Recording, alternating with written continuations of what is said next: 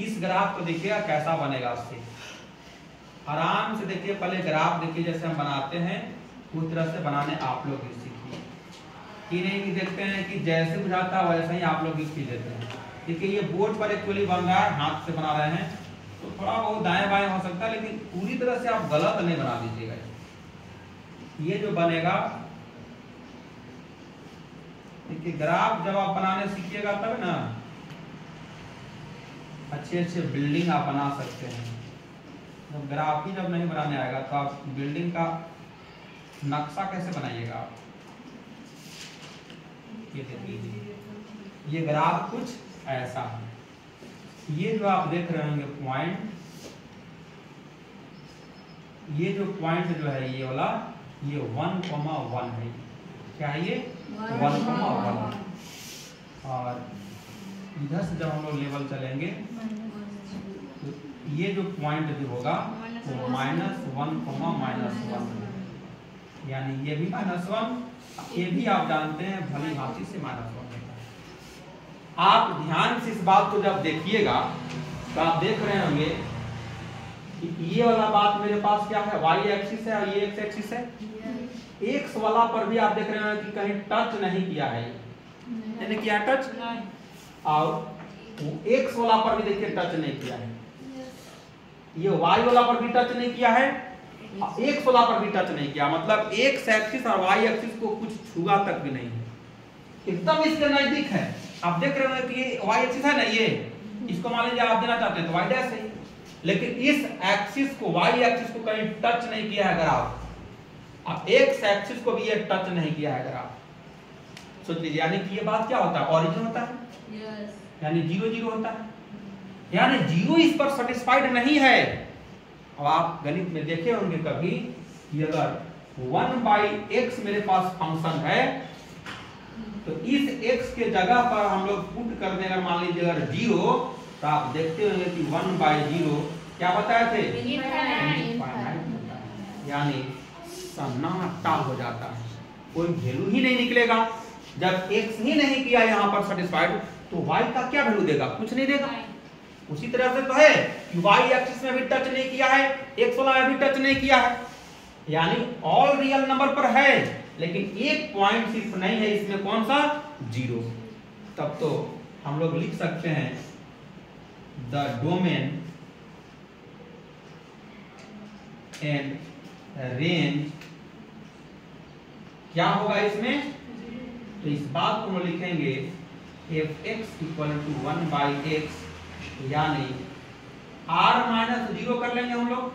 Curly bracket में क्यों दिए, तो क्रिएट स्पेशल केस में केवल एक ही वैल्यू ऐसा रहेगा जो 0 पर सेटिस्फाइड नहीं करेगा, यानी 0 हम लोग ऑल रियल नंबर में से, चाहे ऐसे के चले चाहे ऐसे के चले, ऑल रियल नंबर में से एक 0 जो पॉइंट होगा वो नहीं रहेगा।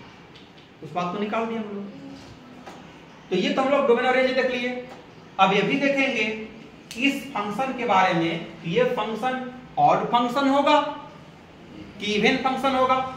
तो आपको पहले ही बता दिया गया है कि आप देख रहे हैं कि ये फर्स्ट क्वाड्रेंट में है, ये इसी का just symmetrical about opposite quadrant है।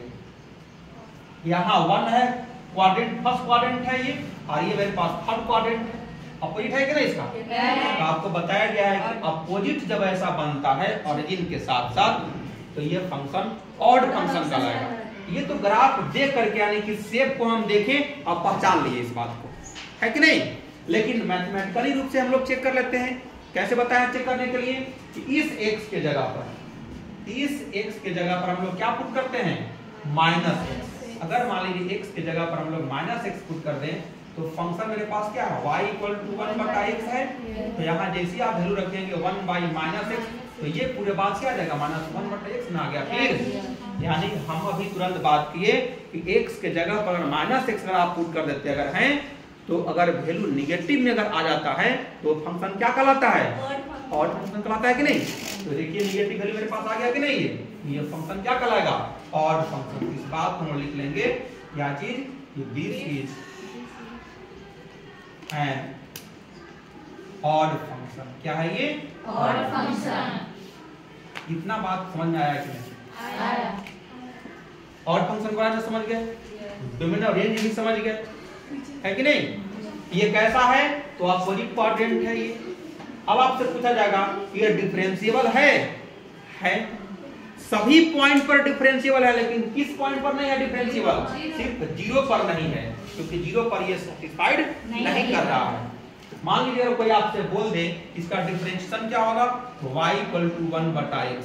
आप याद कीजिए, आपको बताया गया होगा एक डिफरेंशिएशन y = मान लीजिए 1/x के पावर n रहता है, याद आ रहा है?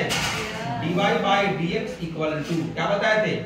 1 रहता है तो पावर में माइनस लगा के लिखते हैं और पावर में 1 जोड़ देते हैं, ये बताए थे। ये हो गया आपका डिफरेंशिएशन। उसी टाइप का देखिए तो यहाँ है कि नहीं, पावर में 1 है कि नहीं यहाँ, तब इसका डिफरेंशिएशन जब लिखेंगे तो dy/dx = क्या लिखेंगे?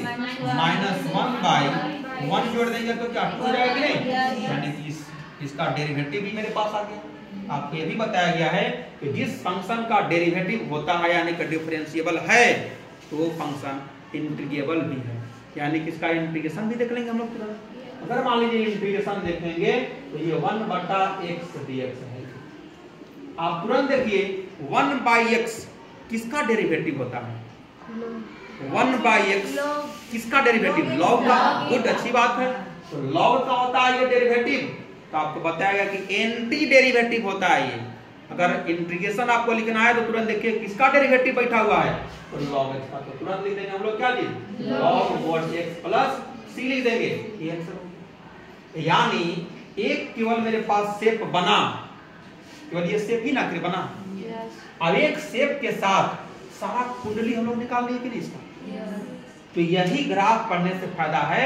अगर आप ग्राफ पढ़ लीजिएगा तो चाहे जेईई मेंस का एग्जाम में बैठे हो, चाहे एनडीए के एग्जाम में बैठे हो, चाहे कोई भी कंपटीशन में आप बैठे हो, अगर शेप अगर आपको पता अगर है, डोमेन रेंज लिखने के लिए बोल दिया, फंक्शन के बारे में पूछ रहा है कि ऑड फंक्शन है या इवन फंक्शन है, तो आप सारा बात इसको बता सकते हैं। इस बात आगे